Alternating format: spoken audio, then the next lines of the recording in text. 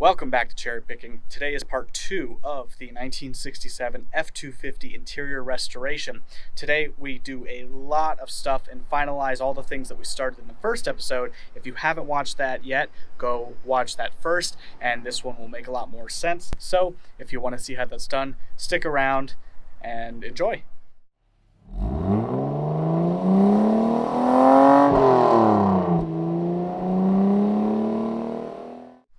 Let's throw up the time lapse and let's get this thing kill matted.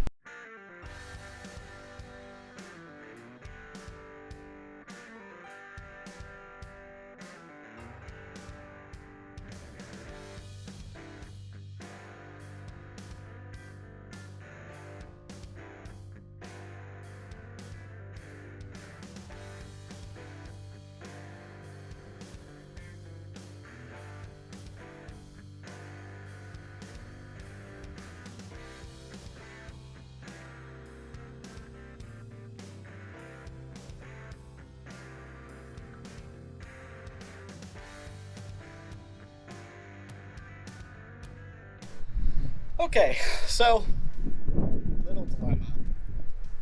I've got most of this done. Those aren't set in yet, and that's a free one, and that's not set in yet. But I've pretty much got all up behind my heater box, which I think will be a good spot because it'll help keep heat in here. I have the middle there, don't mind all the holes, and it's me trying to find the correct hole for the pin. And then I've got a little bit up there and a little bit on the other side. There's just not a good way to do it on that side. And then I have a mat there and a small piece there. Those are just laying there. And then I've got these two mats. All right, it has been probably 2 or 3 hours. I think it's like 4:30 right now.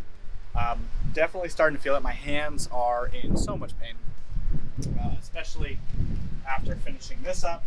I pretty much decided I'm just going to use the rest of the kill mat that I have to completely cover. Don't mind my little patches, extras that I had. So this is all finished. I also got out my clutch rod as well as I ended up taking the gas pedal off, and I'm going to show this to you. I have not experienced this before, but my gas pedal is not a screw like most of them are. On most 67 to 72 Ford trucks, this is supposed to be a screw with a retainer.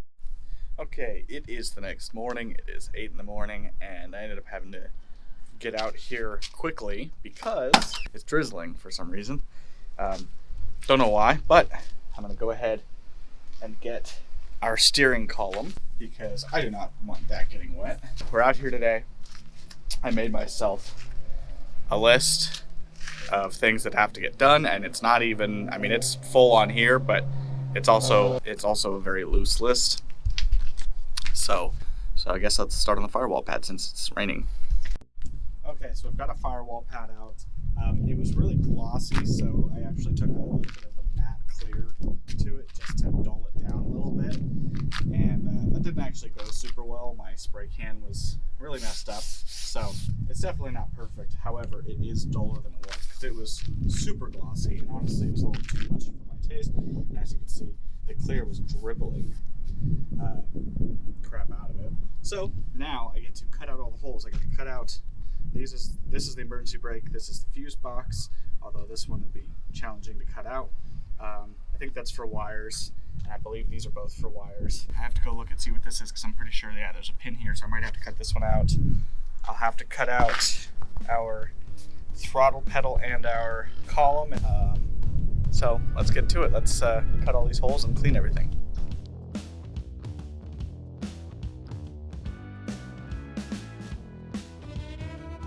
Okay, so I've got it cut out, and I made a few modifications that I'm going to show you.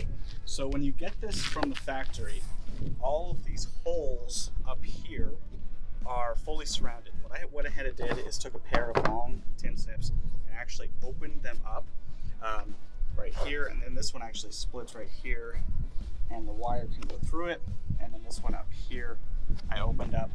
And then as well as the steering column, I went ahead and put a slit in it and cut out where the pedal assembly goes so that this can bend around the steering column.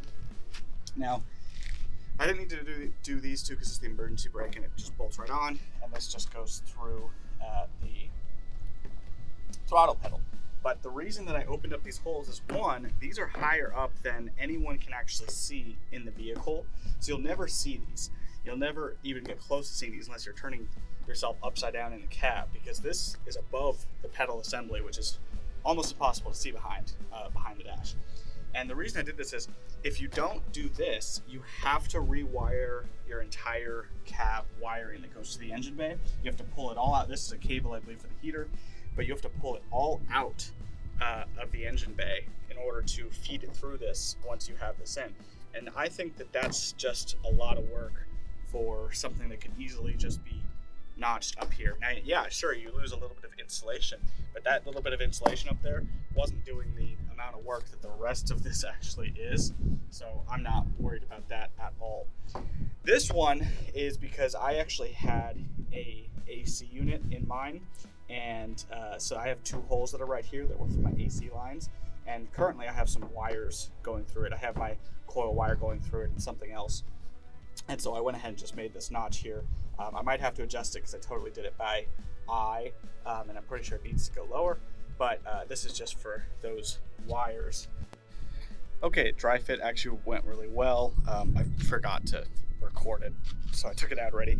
I am going to cut this off just because it is definitely in the way, because there's a wiper motor there. So I'm actually just going to cut off just the plastic piece, so I still have a lot of that insulation that I'll just shove behind the motor. Okay, so we got our gas pedal off of our rod. Now went ahead and sprayed another layer on here just to clean it up. Turns out it was actually the 73 to 79 type push pin, where it's a splined pin that gets pushed. So we just had to push it out and then tap the hole. And I had a parts truck out back, the 68 or 9 or whatever it is, that had the correct screw, and so I got it from that. So I just sprayed this thing. We're actually gonna have to set this thing over here because I actually need this guy. We are gonna go ahead and put the column in right now.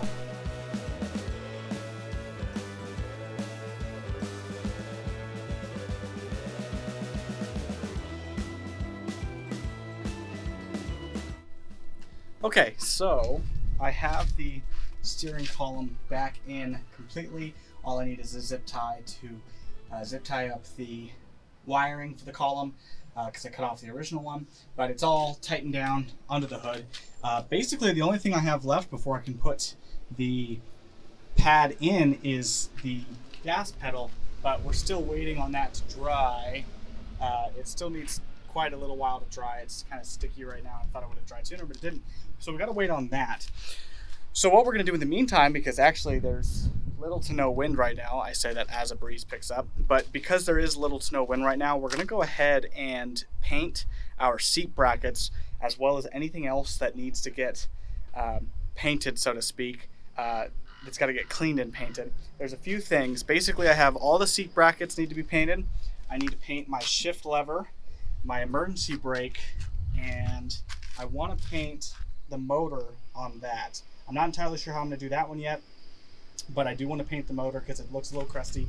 I also want to paint the gas tank. So right now I'm just going to go ahead and clean everything up and get prepped to paint, and go ahead and paint my brackets and all these other parts. So let's do that. Okay, so I've got my gas pedal back in, and I threw a zip tie on the collar of the steering column to hold up the wires. So now I'm pretty much going to set you down, pretty much ready to throw our firewall pad in, hopefully for the first or second, I guess, and last time.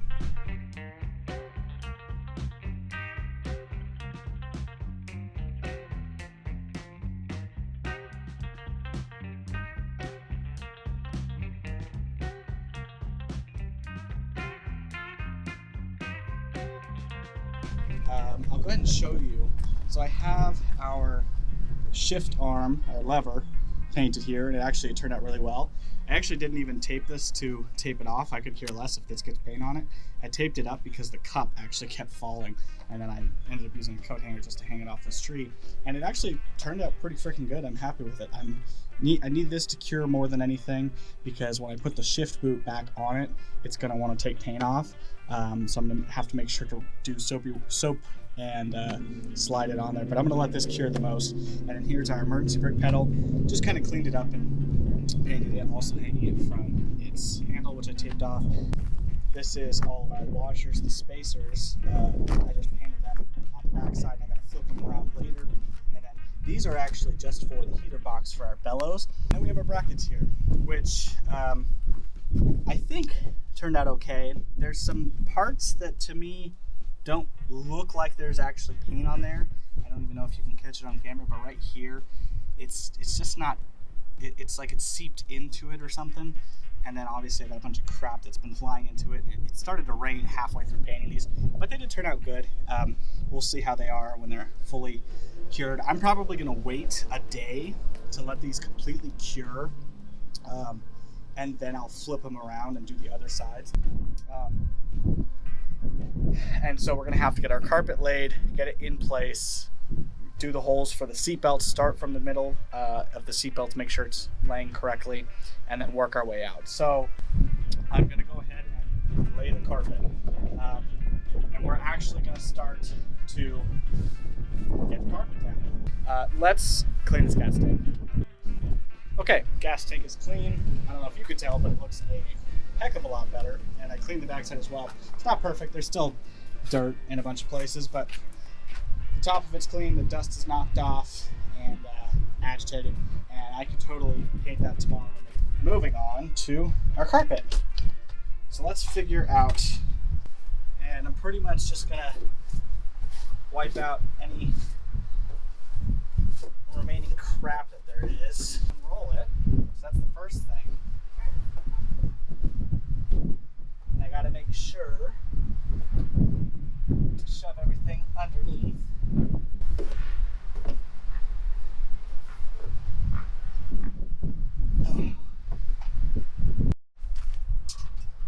Okay, I got them both out.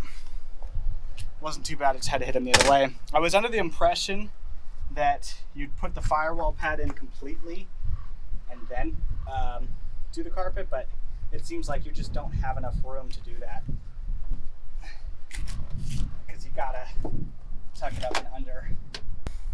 Well, sometimes things just don't go your way. Gonna have to stop here for today. It's 4 something o'clock. My back is killing me, but on the bright side, I have to take this all back out.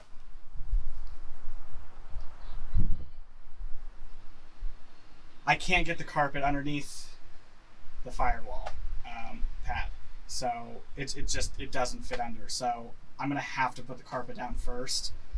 Some people are saying, could have told you that, but I have seen people do this exact way multiple times. But I guess it's just not for me.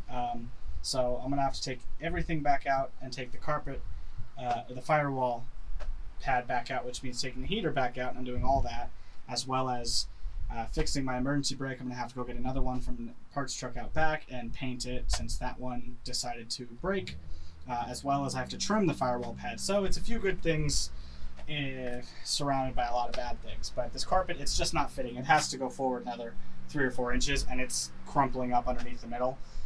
And because I don't have a hole for the shifter, because I ordered an automatic carpet, because I have a high hump, lots of combinations of things, it's just not going to work. So that kind of sucks, and tomorrow I'm going to have to take this all back out. But you know what? I know how to do it, and I know how to do it even better now. And at least I have a parchment column, as well as a bunch of painted parts. So I'll see you in the morning. Well, another day, another, I don't know, something. Got up really early this morning, not because I wanted to, but because I heard the sound of something. Turns out that something was rain. So the rain that started yesterday, that was very minute, continued on to today, and especially this morning, and rained us out like crazy. So early this morning when I heard the rain. Kind of freaked out because all my stuff was kind of out in the open overnight. And luckily, I moved our gas tank before it started raining too bad. Makes things a little bit harder. But, you know, we're going to continue anyways. What we're going to do right now, though, is go prep to take out our emergency brake. So let's go do that. So as we make our way into my backyard, don't mind all of the junk in the mess. This is what it's like. That's the 77 SuperCab 4x4 and my wagon with my seat foam. That's actually for my seats. And that's my 66 wagon project that we'll start on. Looks nice and shiny right now. And if we go back here, this is a 79 with a 460 that we're going to take. But we're actually coming to this guy right here. This is currently my parts truck. Don't let it fool you. It's a lot worse than it looks. This is the good side, actually. But what we're here for is right under here. And yep, I see him. We're going to just get those right there. Boop. Boop. Just give them a little spritz. So anyways, this is where I've been coming out to get all my parts. Like, I got lucky with the accelerator pedal having the correct screw and the clip still on it, the retainer. Just go. There's one. It's probably gonna be hotter than a motherfucker. All right.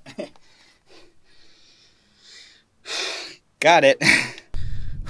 All right, it's a little while later, and it is still very gloomy and on the edge of rain, but there is some blue in the distance. So we're going to continue on. There's no way I'm painting today, so not going to be able to get anything painted. But my goal is, after yesterday's debacle of putting everything in incorrectly, my goal is today to get the carpet in correctly and completely, and hopefully also get the firewall pad in after that. And hey, how's it going there? How you doing? I have you up in my slider window right now. I think that's going to be the best vantage point. Now, I took out the firewall pad, and I went ahead and shop vac real quick just to clean it up a little bit because it's already starting to get a little dirty in here.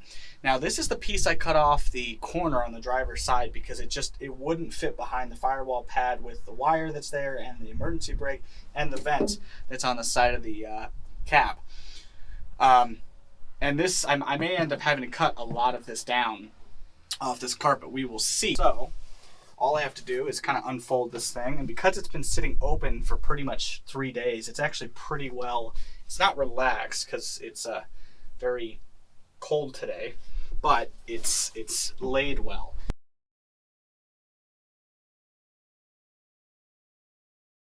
All right, as you can see, I've got some chunks cut out, and actually that one I probably need to trim a little bit more, but it fits well. And then the steering column, I got them pretty high and tight. I wanted them close, but I'm at the point. But in order to move forward, I've got some really bad bunching right here. For some reason, it's just a touch wider, but also it's not sitting down fully on the side of the hump because I've got to cut my center out because I specifically ordered one for a C6. I ordered one without it so I could cut my own hole because this is also eventually going to get a 5-speed that'll be in a slightly different location in my center console. So anyways, I'm at the point where I'm going to have to cut the hole, and I can kind of feel where the main part of the shifter is.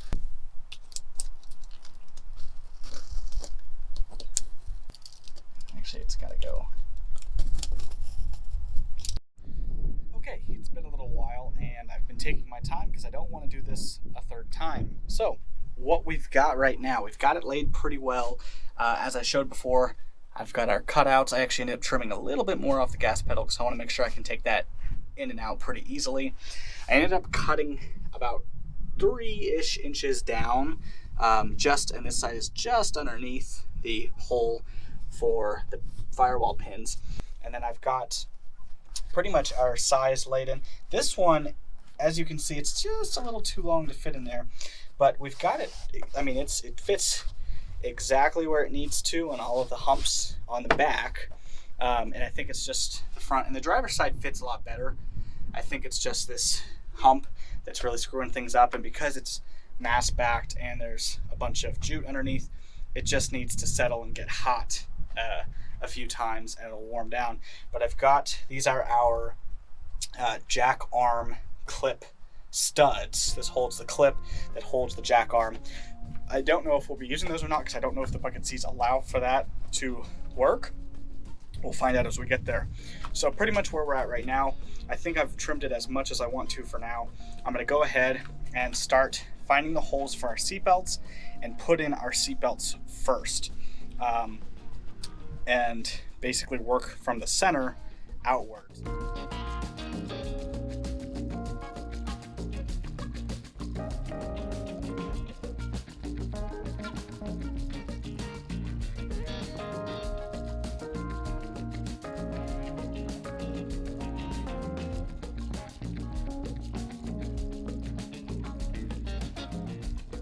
Okay, I actually stopped temporarily because I've got to actually cut a piece of jute padding to put in here. Because I'm doing the bucket seats, the center here is going to basically float. And as you can see from the factory, from this carpet, they put this jute padding just up and over to on this flat part, but they don't continue it the rest of the way. Now, when you have a bench seat, it really doesn't matter because the whole seat covers it. But when you have a bucket seat, you have this X here that's raised, and I also have my old seatbelt plugs that were in the ones closer to the seat, and now we're in the outer, and they kind of help prop up the carpet. And so now you can actually tap the carpet because there's this space here. So I'm going to cut pieces that fit into these triangular sections that could probably come out all the way to this edge. And then I will make sure that there's room for holes. I'll probably cut little holes on them, same with these, and glue them down to the floor right here, and then put the carpet back on. So I'm going to cut that first.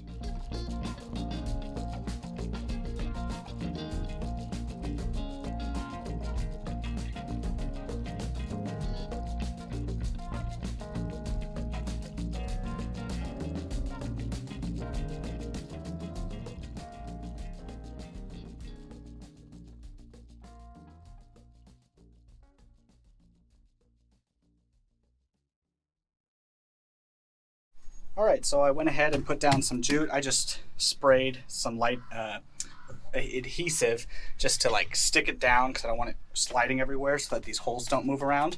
The front holes are right in front of them. I don't know if you can see that.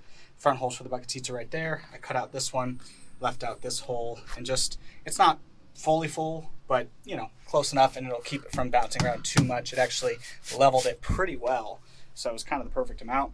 So now we can flip our carpet back over and put our bolts back in and continue working on it.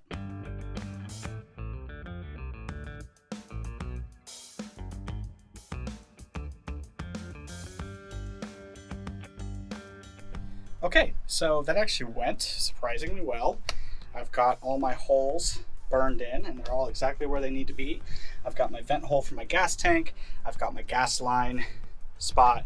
I ended up burning holes for, there's a clip that goes right there, and then that right there is the gas tank, because this truck came with dual tanks, so it had a saddle tank in the back and then tank in here, and so it was the switch between one tank and the other. I am keeping it because I do want to put saddle tanks back in this truck because this was a camper special and having the extra tank is nice.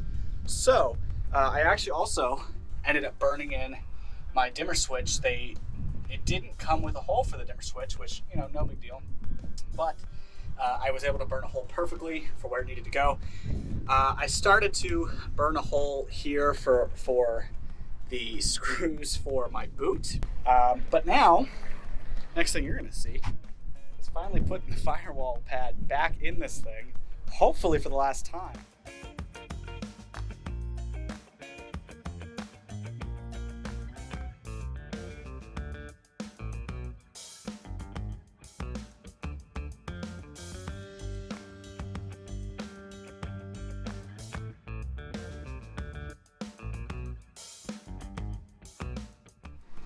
Okay, so I got it in. I obviously haven't put the heater box back in or any of the vents or connected anything yet, but it's in.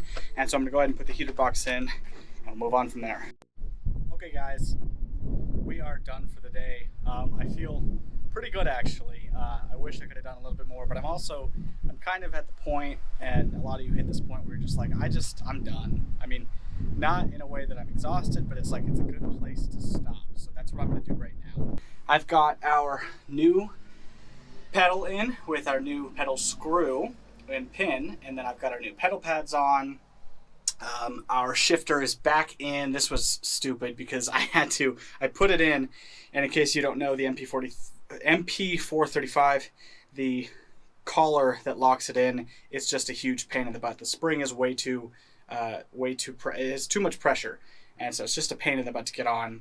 But I got it on, and I got our boot on, and I didn't technically do it right because I just did it on top of the carpet. But honestly, I'd rather have it that way. Because you can't even see it because the bottom boot bellow covers the entire bracket. So is it correct? No. But do I care about fixing it? Not really. Other than that, I got our fuse box in. That was a big fight. The fuse box was the wrong screws. Someone used like sheet metal screws, and it was just incorrect. So I found one correct screw that would actually fit. And so I went ahead and cleaned my tank switcher, which I've never actually used because currently it's hooked up to itself because there's no reason for it to be hooked up because I only have one tank. It's definitely not sitting correct because the carpet is so tight up there and it's pushing it up, but it's on, and I actually cleaned it and then took silver Sharpie because it actually had chrome letters and they were all completely worn off, so I just took silver Sharpie and it looks a lot better now. It's got one chipped corner, no biggie. Let's see what else. I think that's pretty much it. I really like how our pedals turned out. I wish I could get chrome trim rings for the other two pedals, but I think overall it looks better. We got our clutch rod in, and I ended up poking the hole, I think in the correct spot. It's going to rub a little bit, but actually it's going to rub on the back of the clutch rod rather than the front, which honestly is better because before it was rubbing really bad on the front, and now it's being more pushed towards the back. So we've pretty much got everything I wanted to do today. So that's pretty much it for today. So I'll see you in the morning when hopefully we're painting parts and then tearing apart seats. So I'll see you then. All right, it's the next morning. It is Friday now, the day that I was hoping to have this truck complete on the inside, or at least 80%, 90% complete. We're not there yet. Everything's taking a little bit longer than I expected, just due to weather and honestly physical limitations, but we made a lot of progress yesterday and I'm very happy with where I left off. And actually I did one more thing after I turned the camera off yesterday that was kind of a boring thing to do, but I'll show you. I actually took my door panel off because I needed to drill the holes in my door panel covers, these guys right here. I had to drill an extra hole next to basically every screw hole because this is where the trim goes on these door panels. So I had to drill a hole to make sure I had room to put my trim on. Basically, today's going to be a painting day. We're going to paint a lot of stuff. First thing we're going to start off with is the gas tank, which is over there, like I mentioned. But we're also going to flip these around. They've been sitting now for 2 days, so they should be pretty well cured. I actually got to wipe them off because they got some dust on them from sitting and the wind.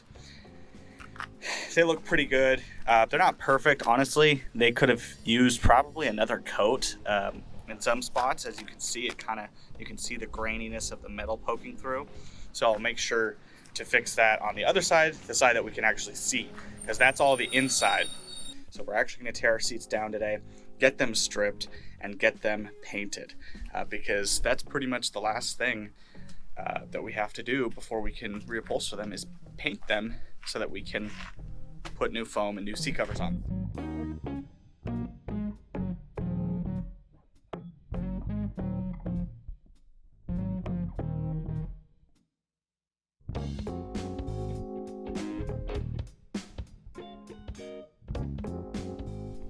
Okay, so we've got our coats laid down.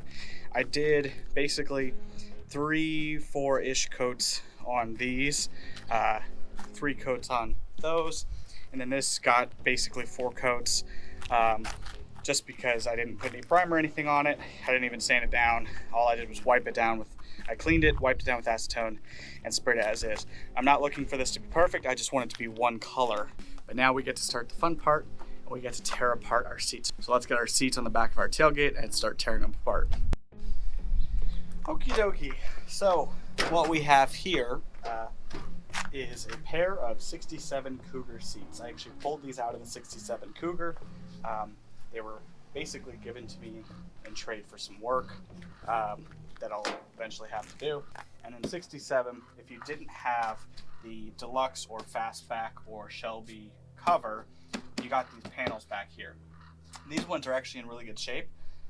So I'm going to try to save them because they've been covered.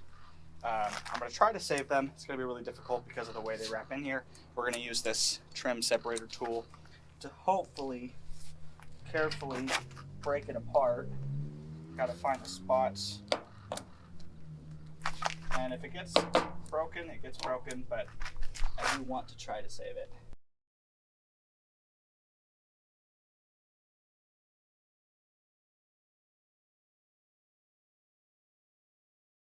There's 1, 2, 3, 4, 5, 6, 7, 8, 9, 10. So there's 10 total.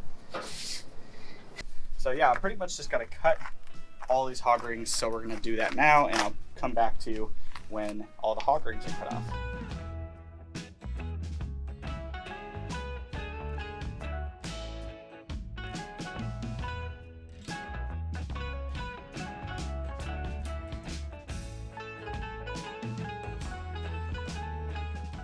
Okay, so we've got our seat torn apart. It took probably about 30 minutes total of me just taking my time going through it. I don't see any major problems. There's no broken springs, thankfully. Same exact process with the bottoms as it was with the top. Only difference is that there is the tracks on the bottom, which I just have to carefully take off and take pictures of. There's 4 screws, there's 1 down there, and then there's 2, 3 and 4 down there, and then the whole track system comes off, and then we'll take our little slider knob off so that these can get prepped to paint. And then same exact thing, just undo a bunch of hog rings, and the bottoms will get torn apart and disassembled.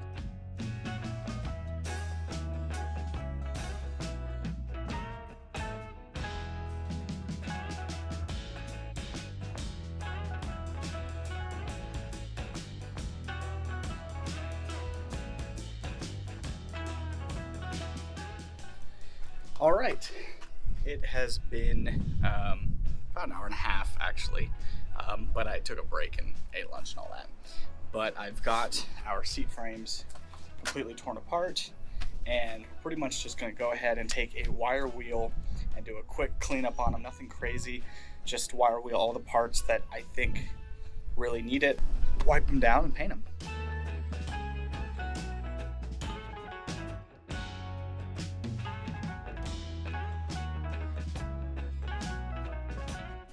All right, and we're done. So now we just gotta wipe them down and hang them up and paint them. Like I said, not too crazy. Wasn't trying to make them perfect, just knock most of the heavy rust off, especially on the parts that we will be able to see a little bit of. So I'm gonna go ahead and wipe these down with some acetone and then hang them and spray them. Okay, so I have them hanging up, and I went ahead and gave them a quick single coat of self-etching primer just on the raw spots and the spots that I really care about looking good. And so I gotta be careful because I pretty much, this is my last can and it's about less than half full. Now we should be able to get all of these painted at least with 1, maybe 2 coats. And they don't need much. I think 2 coats would be more than enough, but I don't want to have to go get more just for seat frames that you'll never see. So we'll be pretty sparing. We'll focus only on our main bars, and if we have extra, we'll go ahead and paint all the springs. Let's come around, paint some of this rust. I'll catch back up with you when hopefully they're fully painted. Okay, so I got two-ish coats. Didn't even really get any of the springs, but got most of the frames, and it was kind of two coats. But they do look better than they did, so that's really all I care about. And all the parts that do need to be nice and painted are. Okay, so we got our tank out. It was really easy. You just have to, for me, I just have to take my vent out and then tilt it out and pull it out. So what we're going to do now is actually kind of lay this thing down a little bit. Let's see how we do this. It's a little hot already. It's only been in the sun for like 3 seconds, but that black really makes it hot. So I'm going to lay it like that. I actually tucked in the bottom lip into the seat because there's a few things we actually got to fix. First thing is we've got one of our firewall separator pads that go right here, plus all these ones. This one fell off. So we're just going to quickly reattach this.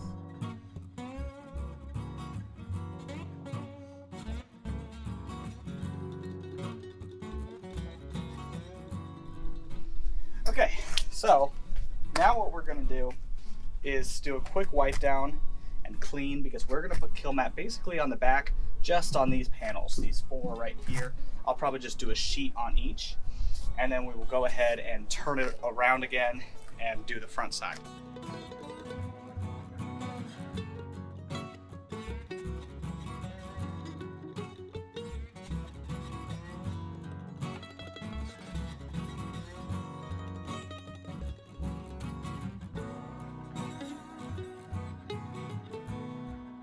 Now we've got our back done, but I'm going to wait to do the front until the tank is actually in the cab.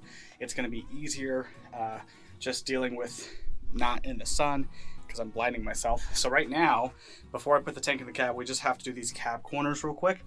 And what I'm going to do is probably cut a sheet in half, maybe a little bit more than half. I don't know, it's hard to tell because I can only put up in here what I can reach up to. So I'm going to try to cut a sheet in half and do up to here. We will see. It's going to be hard to do, but we'll do both sides. We'll just put part of a sheet up there, part of a sheet up here.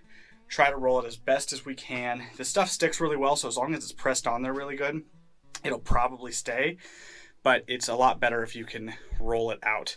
So that's what we're going to try to do. Okay, so I actually just put the tank back in, and I went ahead and literally just cut half a sheet long ways and just carefully rolled it up and pretty much got all the way up to where the 3-point seatbelt stud, bolt, nut, cert, whatever it is, pretty much got all the way up there. So I got the tank back in. You do want to be careful though, because I did slice my finger, as you can see. I sliced it because I used a roller for some of it, but on the edges, I wanted to make sure the edges were pushed down, so I actually was pushing really hard coming down the edge on that side.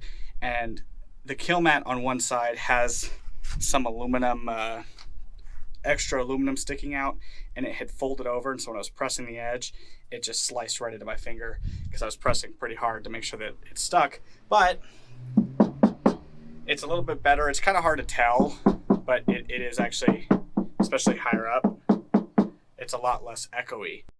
Okay, gas tank is fully installed. We've got our 3 bolts, our ground, our wire, our screw for that. This is still in there, and we have our gas line hooked up and hooked up at the bottom as well, so it's fully hooked up. So let's put some kill mat on.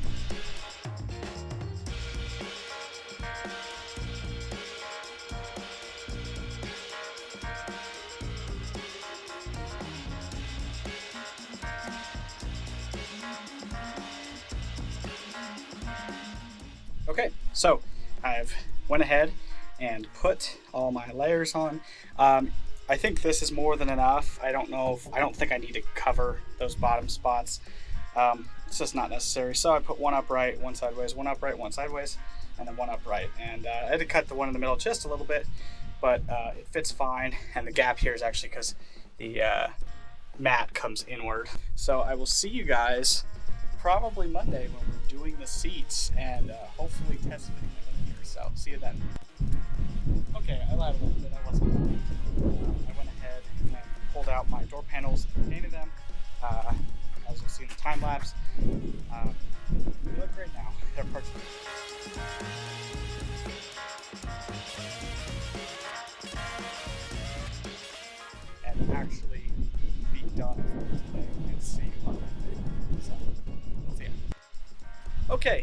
currently Tuesday. I am not working on the seats right now, even though I just said that probably a second ago when it was Saturday. I ended up taking yesterday kind of off, not really, but because I did do some stuff, but I couldn't work on the seats because I found out my hog rings that I have, the hog ring pliers I have, won't close a hog ring all the way, so I couldn't do my seats. So I have to wait till tonight when a new set gets here. So until then, as of yesterday, I started working on my door panels because I have to trim my door panels to make them fit.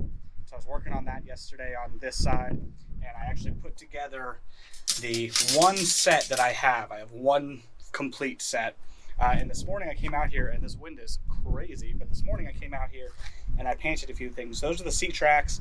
They'll need another coat on the other side. And then I also went ahead and painted the back side of these so that tomorrow or the next day I can paint the front side because these were blue originally and I need to make a match.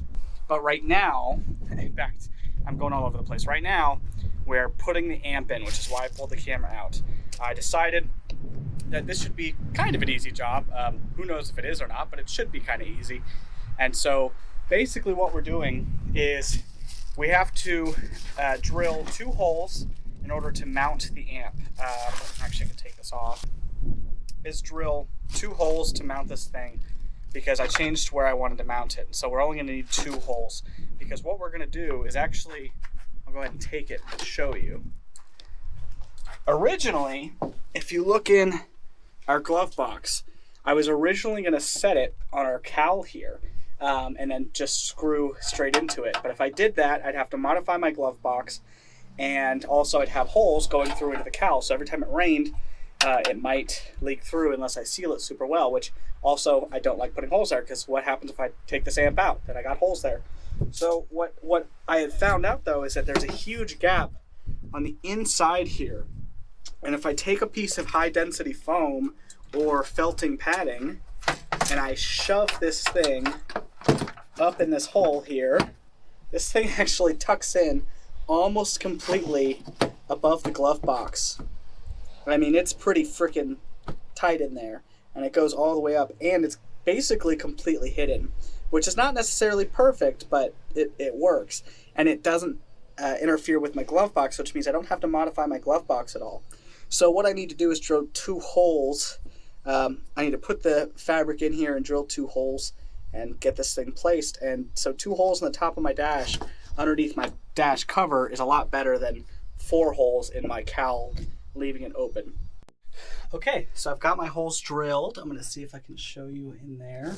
I don't know if you can see that or not. There's 2 holes. You probably can't see them, but that's okay. I got 2 holes drilled, and I've got a piece of this jute padding here that it sucks up tightly against, which will keep it from rattling around on the inside.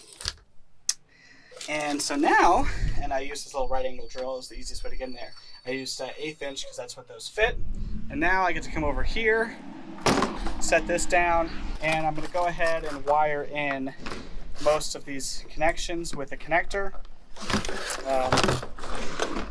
Jesus. In case anyone wants to know, this is a Kenwood KAC M5024 Bluetooth. This is actually more of a marine application or motorcycle. It's made to be a very small and compact amplifier that is also weatherproof. And this is actually a waterproof amp, and you can see this here is basically a rubber water sealer to keep it from getting wet, and it also has a waterproof basically a waterproof controller that I can also use, and that plugs right into here. And the reason I chose this is because it is a 600 watt amp, give or take 600 watts, and it's a 4-channel amp that has Bluetooth. That was my biggest thing, is I wanted to have a Bluetooth amplifier, or I was planning on putting a Bluetooth receiver on an amplifier, but you can get these combo amp Bluetooths, and this is Kenwood, so it's pretty nice, and it's small. That was the biggest thing. It's very compact, so that's why I went with this. It's about $280 at the time of recording, and so yeah, I basically just have my power, my ground, and then my speaker wires, and an RCA out, and then I also have my power controller that turns the amp on and off when the switch goes on. So I'm going to wire this into my ignition switch, which have all the wires here. So I got a just a 10 amp kit from Crutchfield, and it just came with a bunch of power wire, ground wire, and then a power control wire. So let's go ahead and do that. So I'm going to solder in all my connectors.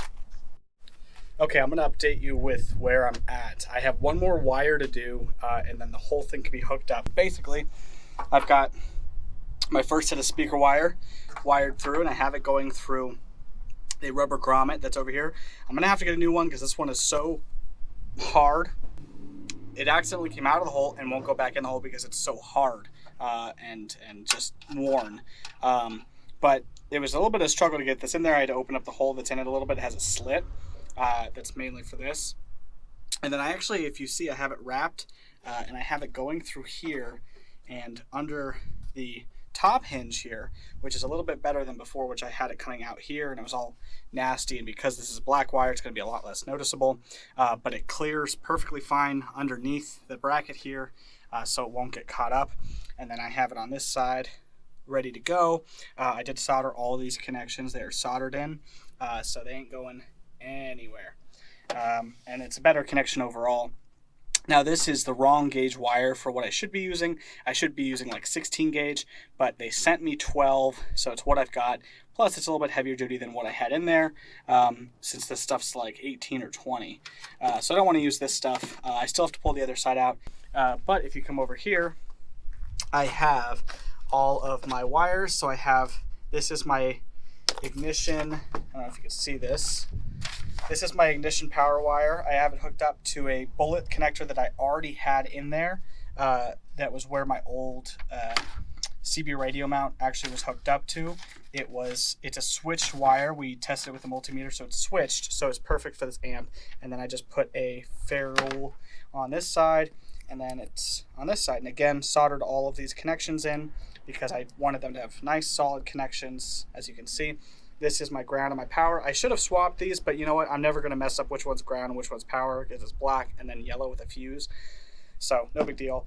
And then I followed the manual, and because I'm only wiring this up 2-channel at the moment because I only have 2 speakers, I have the white and gray black and then the green and purple black, and they all have their connections. Again, I should have made some male, some female opposites, but oh well, and they're all soldered in there. Some of the plastic burned a little bit, but that's how you know it's really got a good connection. And then I just went ahead and put some ends on these and zip tied it up because we're not using these at the moment.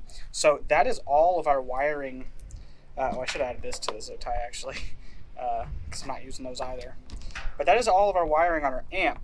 And then we have our ground, which I'm actually going to hook up to the screw on the dash, on the bottom of the middle dash, where the ground that I used for the CB radio mount was. So it's just going to go to that, and it just goes up to this. I actually have way more wire than I need to because this sticks out so far, but that's okay. And then here's our power wire that gets hooked up into our fuse block.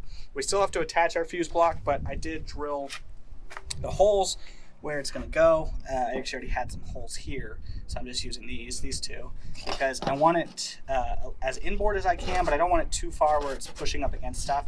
So for now, it's going to be running just right there, and it'll just run, and I'll have it go up the firewall just a little bit, and then I'm going to actually enter it right there through the heater cable hole, because there's nothing plugging that hole at the moment. Like, there should be a piece of foam, but there isn't. So one more wire will fit through and actually close it up a little bit, and it'll run, and I'm not having it run across the hot motor. And then this side obviously gets hooked up into the battery cable on the screw. So other than tightening that down and then throwing the amp in, which I could actually do right now, I'm going to go ahead and finish up this last speaker wire, and then I'm going to get it all hooked up and try it out and see if it works. Okay, so we've got it all wired in. I got the wires figured out on which ones are positive and negative, and there it is. But I've got it all wired in. I did go ahead and hook up the battery and hooked up our wire, and I got it screwed down, and no smoking yet. Still have to turn the car on and see if it all fires up or if it's all going to catch on fire. So I guess let's see if anything lights on fire. So we're going to go ahead, put our key in, turn our key on. Okay, I actually forgot one major thing. No wonder I can't hook up the Bluetooth. I forgot to hook up the remote. You have to hook up the remote in order for it to work. So I just got to plug this in and route my controller. I don't know where to set you. Right there. So we've got it. So it's just a controller and a 8-foot long cord, which is way too long for me at the moment. I almost forgot about this. Let's see. This can only go one way. Okay. Okay, I went ahead and turned the key on, and I've got something here. So I'm going to see if I hold this. Oh, I see something. And it automatically connected. Let's see if we can play something. Now, the nice part about this is that you have the knob here if you need it. We've got sound, but I don't know if you heard that, but my speakers are they're just out for the count. I'm gonna have to replace these, but at least we got the amp in, so I'd call that a win. So that's gonna be it for today. That didn't take most of the day. I actually did other stuff in the morning, as you saw when I painted some things, and I just took it slow. So I'll see you tomorrow when I actually can do the seats, because this... Okay, morning. Actually, it's afternoon. We actually went ahead and painted the other side of these, which I already painted the back side. So I went and threw a few coats on there. They don't look perfect, and brand new would have been better, yes, but these are what I have. They're free, and I already had the paint, so, you know, they'll get covered anyways for the most part, and whatever doesn't get covered, it's not a big deal. They're good enough. If I really care about how they look, I'll buy new ones. Plus, these ones are completely fine. It's just these. I actually didn't realize they both had a crack. I thought only one of them did, but apparently they both have a crack. So I painted those, and then I also painted the back sides of our seat frames. I painted the front side yesterday, and then went ahead and turned them around and painted the underside of this, because this is actually the only spot you can actually see on the seat frames besides the side. Now, the only reason I painted these is because they were a little rusty looking, and you will see the sides of them on the seat tracks on the seat. So I wanted to make sure they looked okay. They are originally not black. They actually are like a dark argent or something like that, but for now, black is fine. I don't really care about making them factory perfect anyways, since none of this is factory perfect. What else we got going on? Well, after last night's amplifier situation, I had mentioned that the sound quality was all messed up, and it turns out, and I had realized this, that I accidentally pressed the low pass filter on the amp, because it has a low pass and a high pass, or neither, and I accidentally pressed the low pass, and that caused it to sound horrible. Now, I did keep it on the normal setting and played a bunch of music and tweaked it a little bit and kind of tried to get the best sound I could, and did discover that the speakers themselves, they're not good speakers, but I will start on seats, and I've been kind of pushing it off and off and off a little bit, just because I'm scared to do them, honestly, but they got to get done. So my goal is just to get one seat done today, which really isn't that much, to be honest. So hopefully we can just get one seat done, and if we get it done really quickly, maybe we'll start on the second seat. It just depends on how nice it turns out, to be honest. So let's get doing it.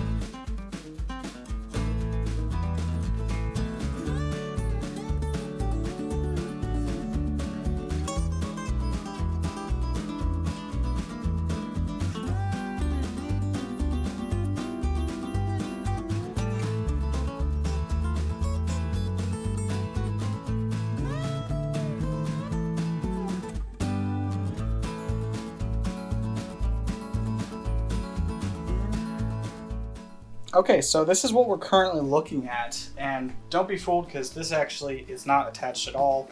I did go ahead and put the listing wire in here, and I had to figure out which ones were which, but I went ahead and put the listing wire in all the spots. I had to cut this spot open to put this listing wire in, but this is just upside down, and that's it.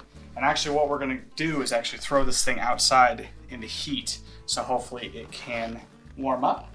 So I'm actually going to do that now. Hey. Hi. Future Aaron here. As you can see, the seats are done. They've been done. And as I'm editing this video, I realized that I didn't explain it super well on the way that I did this and the way that you're supposed to do this.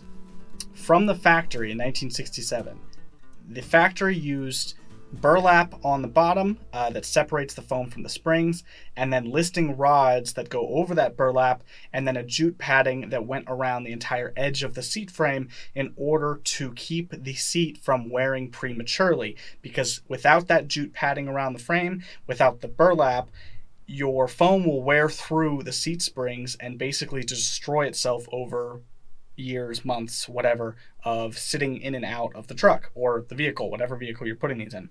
So from the factory, they put a burlap layer, a jute layer, and then also listing rods over the burlap that attach to the seat springs themselves. Now, those listing rods are not the same listing rods that go in the seat upholstery fabric. It's a separate one. And the factory did it this way so that you were able to get this nice pillowed, sunken effect on the inserts. So if you don't put that listing rod attached to the frame first and then through the foam, you won't have this nice pillowy effect. And another thing I didn't note was because this new type of TMI seat covers has a burlap material adhered to the bottom of it, I actually had to take scissors and cut through each portion where I wanted my listing and hog ring to be attached to. And so I had to slice it open so that I could get the hog ring through. And I ended up using a twisting motion as I pushed down in order to grab it. And I grabbed that listing rod.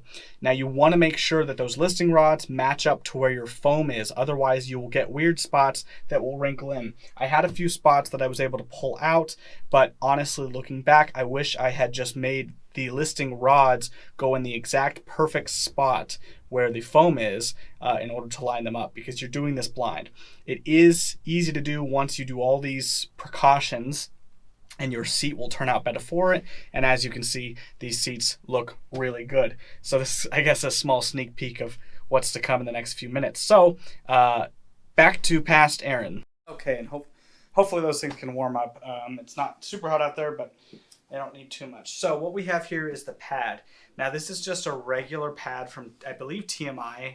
Might be a different company. It's got some imperfections here and there, specifically just this back corner. I don't think that'll be an issue. And when you pry it open, you can see certain spots where your listing wire hog rings are supposed to go. When we take this off, you can see what we have here is a burlap bottom, and the back of this pad actually has some material on it as well that's supposed to replace this burlap, but I wanted to keep the burlap anyways because it keeps it separate from the foam. So I threw the burlap on, hog ringed it in place. I got to trim it up in some spots. And then I went ahead and threw on the first set of listing wires. Now these wires, if you're, they're from a stock seat, and they're honestly pretty necessary in order to get your listing wires on the seat foam to go through all the way, because this is what you're going to be connecting to. I actually have to redo this one a little bit. It's a little bit too far in.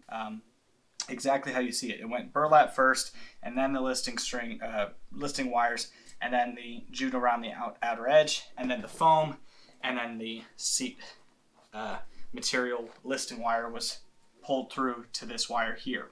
So that's how we're going to do it. So I'm going to go ahead, fix this wire, and then do all the rest. Okay, so I've got all of the padding and my listing rods. This one's a little bit adjusted. They're not perfect, but they're as close as I could get them, lining them up. As you can see, there's the other top. That's the driver's side. That's the passengers, and then the other driver's side, which is the first one I started on. They aren't perfect, but they are good enough to go. So now I'm going to put the foam completely on as much as I can, and then go ahead and start doing the listing rods through the foam, and I'll show you how that goes. Okay, so we've got our casing here, or whatever you want to call it, our upholstery, and I let it sit out for a while, and it's not hot, but it's warm, so it should be a little bit easier to do. Okay, I was able to get the first 3 in the center, and I am sweating like crazy. That was a pain in the butt, and I'm going to have blisters on my hand before the day is done. That was definitely not fun. It was really hard because the padding is so thick at the front here. But basically what I ended up having to do was take the hog ring. I ended up poking holes in 3 spots, although I don't know if that actually helped or not. It did for the first one. I don't know about the other 2. But I poked holes underneath since the material is so thick underneath the foam, the hog ring wouldn't go through it. So I basically poked little holes with scissors, but I don't know if that actually helped or not. It definitely did with the first one. I don't know about the other 2. But what I did was once I got the hog ring in, I would have to make a hole in the listing first, the part where the listing rod goes in. Make a hole first, take it back out, reset the rig, and basically shove it in there, push as hard as I could down, and twist until it broke through, and then clamped while I was still pushing down really hard. So I got those 3 done. It took about 5-ish minutes. Now I kind of get the idea. The sides are going to be much harder because for some reason the sides on this material is they're leather listings instead of cotton, which, you know, is nice in one way, but also means it's going to be a lot harder to pin these down, especially because the sides are the part that are not lined up nearly as well. But we'll see how it goes. Okay, so I finally got all my 3 hog rings on each side. I definitely misplaced the wire on this side a little bit too far inwards, and so it's going to have a slight ripple at the top one because it went so far in I can already see it. I'll try to pull it out as best as I can, but I don't want to go too much. But it's looking pretty good so far. So now we get to basically peel the entire thing over.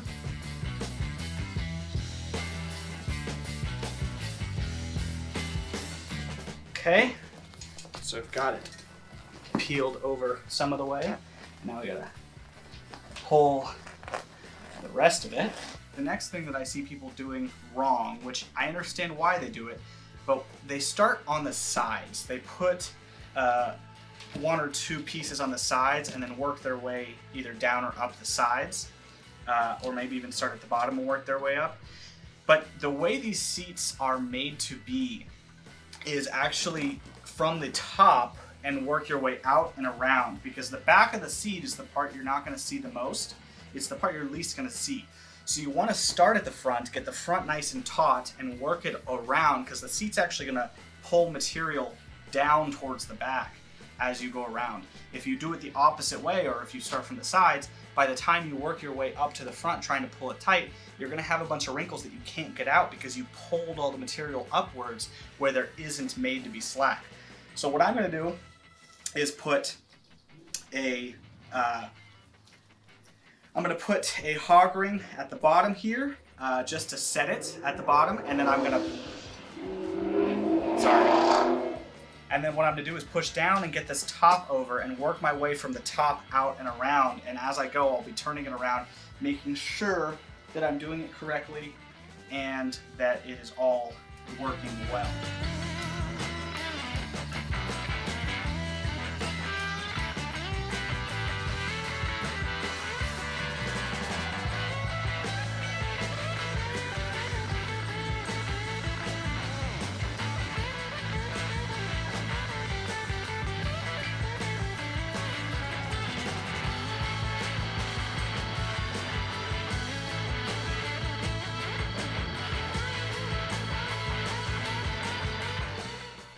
I've got our first seat and it's done. As you can see, there's that ridge in the middle a little bit. It's a lot less noticeable in person. The camera kind of makes that shadow a little bit more aggressive than it is. And then we've got a little spot here where I don't know if it's the foam underneath or if it's actually just the way the seam is. As you can see, it's got a tiny little pucker. Again, a lot less noticeable in person than it is on camera. Camera makes every imperfection a lot more noticeable. As you can see, I put in a bunch more on the front just to be safe. I'm not a huge fan of the way they did this beading here. It's not factory, and as you can see, there's some spots like right here where there is nothing, and from the factory they actually came around and pulled to here. Okay, so I just finished up both sets of seats. It's the next day, and I went ahead and did the next set of seats. That's the first one I did, and you can see it's got the divot. I actually let it sit out in the sun for a little bit, and it kind of warmed up and changed. Here's the top, and I'll actually show you. Here is the bottom and the top of the driver's seat. But basically at this point, don't mind the dog, we have a few things to do. I need to poke all the holes in these top covers for my backboards, for my backing boards, and then put the backing boards on. Once the backing boards are on, these seats are done. Okay, so it is the next day. It is Friday, and I want to show you something. So I ran out of space last night to record this, but I got in our bucket seats. Look at that. They are in. They're not bolted down, but they're in. So I took our painted pieces. I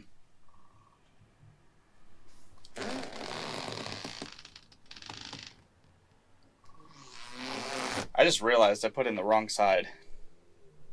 I don't know how I just noticed that.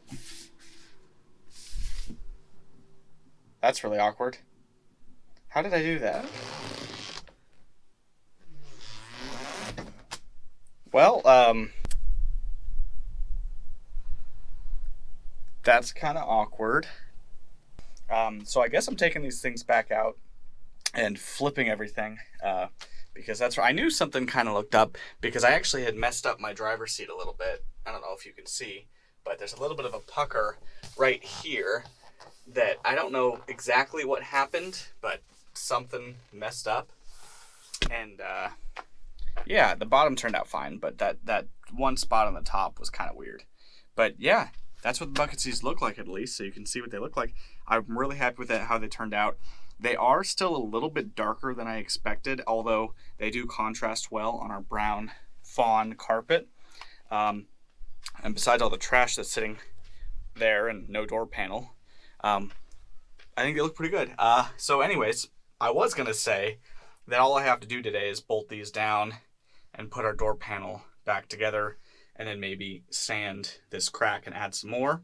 But apparently I'm going to have to take these out and reverse all the tracks because I put them in backwards. And now that I don't know if I said it because I didn't, but I also got in our new speakers, which you can't see because I kept the old style Spark-O-Matic or whatever these are. I actually don't know what these covers are. And got a set of Kicker, I think they're GX series. And they're just 6x9 components, or not components, coax speakers. I didn't get components because I don't really have a place at the moment for other speakers. There already were holes here. This fits in perfectly. I didn't have to do any modification. I literally just threw the speaker in. It barely fits on this side of the door. It's tight, but it fits. And I went ahead and put that in and tested it, and they work great. They actually sound amazing. So really happy with those. So I guess I got to stop stalling and take these seats out and redo everything I did yesterday. Let's set that down. Simple enough mistake to fix. Just got to take off our tracks. Set that down. Drop this on. Okay, and now take our passenger seat and boom. Back in place. Just that. Okay, so now we just gotta bolt our seats down, and this is pretty simple. It's pretty much the same as how it would be for the bench seats, except for the inner brackets have two bolts front and back that are not captive because they're not original, because we had to drill the holes for them. So they have a spacer that goes on the bottom and a nylon lock nut. But if you can see up there, we've got our front one, which is quite a bit, and our back one, which is not as much. Actually, I don't know. Yeah, not as much thread sticking out, but I got it on. I basically had to put on the spacer without the washer and screw the nut on in order to suck the bolt down, and then I did that twice, and then once I had just enough thread to start it, and then once I had enough thread to at least just start it, that's how I was able to get the washer on as well as the spacer. Driver's seat is in. Okay, passenger seat is done. I did forget, I did it on the other side, but I forgot you gotta tighten these things up because I left these loose. So I gotta go around to all four and tighten all of these up. Yeah, so I'm gonna tighten these up and then we'll move on to the door panel. Okay, so I've got our door panel in, and as you can see, it looks pretty nice. Now, there's a few things that I gotta deal with. One, like I said, I gotta trim this top. Second thing is this door panel trim does not suck in all the way. This ABS door panel, and you can actually see it there, this ABS door panel is so thick that the trim clips that are on the back side of this really don't want to stick in. I got it the best I can, but it's not perfect, and as you can see, there's a gap here in the trim, and you look at it from the inside, oh man, that looks great. So basically right now what we're doing is we're going to go cut our other door panel. I've been kind of putting this off because it's really not a fun job, and if you order these door panels, you'll go through the same experience that I'm going through because they just don't fit well. So I'm going to take you over and show you how to actually trim these and how I trim them. Okay, first things first that I'm going to do is I'm just going to take off our handles because I got to get this door panel clear. Take our window crank off. So I'm going to go ahead and just lay it up to our current door panel and take my pencil and run it as flat as I can against the top edge of the door here. So now let's get to cutting it. Okay, so I don't have a really great way to do this, but I've been just using a Dremel with a sawtooth blade on it. And I basically just turn it up to almost full power and I just trim the edge. It's not the best way probably, but it works, and it did the other one, and I can go back and plane it down if I need to. But hopefully I can get it good enough the first time that I don't have to worry about that. So let's cut it. Okay, just got it cut, and I just got to go across now and just kind of break off all the little parts that built up. I definitely cut this one better than the other side, so I don't even think I'll have to plane this one because it looks pretty freaking straight. So I'm just going to break all these off, and I got to throw another coat on it. Okay, and the last thing we have to do before we put our door panel on is put our cotton batting. As you can see from the factory, there was this giant glue swipe because there would have been a jute padding material, felting material that went behind the Ranger door panels to keep them from rattling around and keep pressure against them. And instead of that material, I'm going to be using this. It's just a cotton batting, like a 1/4 inch cotton batting, and it just gives a little bit of space on the inside here. We're going to keep it on the inside of this outward line so that the door panel is not pressed up past this line. And this is just going to keep the door panel from rattling around a bunch. I did it on the other side, and now we're going to do it here. So we're just going to take some Super 77 adhesive. You could use different adhesives if you want, but this is the stuff that I have on me, so it's the stuff I use.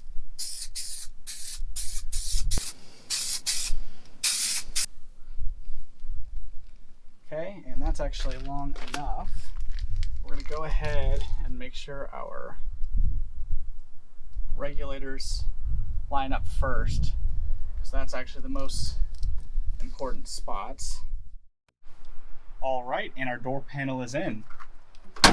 And with that being said, that's going to be it for this video today, guys. I really appreciate you watching this video. If you stayed to the end, thank you very much. This has been months and months of culminations of things to make this happen. We still have a lot of things to do in here. We definitely want to get another trim piece, but I got to find another one because I only had one. I still need to put in our bucket seat trim as well as the carpet. That'll be in the future. I still need to fix that crack in the dash and sand it down and paint it, but that will happen eventually. For now, we're gonna stop here, and in the future you'll see this truck more and more as we continue to build it and put it back on the road and make it as nice as possible, because that's what I want to do with this thing. So next things in order are to, one, get AC because it needs it. It's really hot here. As well as a center console. We're going to be getting a center console from a 64 to 66 Thunderbird because it has an armrest and make it fit. And so when that happens, you will see it here on Cherry Pickin'. Thank you again for watching. I really appreciate it. If you enjoyed this video or not, like, comment, subscribe. Let me know your feedback. I really appreciate it. I'm listening to all sorts of feedback in order to make this channel better and grow it. I have a lot of projects on the way, and I really want you guys to be a part of it. In fact, one of the next projects you're going to see right here on this channel will be next week when we get this 1977 Ford F250 4x4 SuperCab long bed up and running, and see if we can get this thing running after sitting for over 20 years. So stay tuned if that's what you want to see. So if you enjoyed this video, please let me know, and I'll see you next time. Peace.